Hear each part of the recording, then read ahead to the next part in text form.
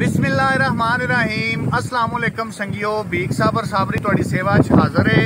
तुहाडे अपने पंजाबी चैनल दे नाल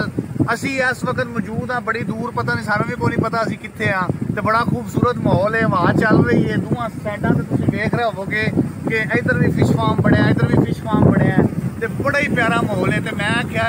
संगियां दे नाल इस माहौल दे विच जिहड़ा है ਉਹ क्यों ना एक प्यारी जी गज़ल जी है वो शेयर की जाए। गज़ल तुहाडियां समातां दी नज़र है कि दिल दे ओ वसनीक नहीं आए,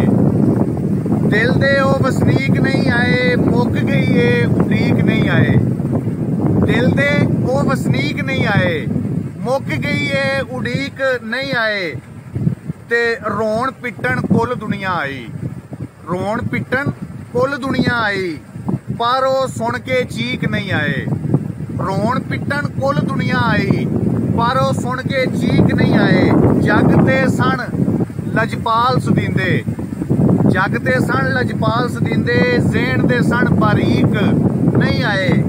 हर काम विच लत मारन वाले, हर काम विच लत मारन वाले अज क्यों मेरे शरीक नहीं आए, ते जिन्हां उत्ते मान बड़े सन, जिन्हां उत्ते मान बड़े सन,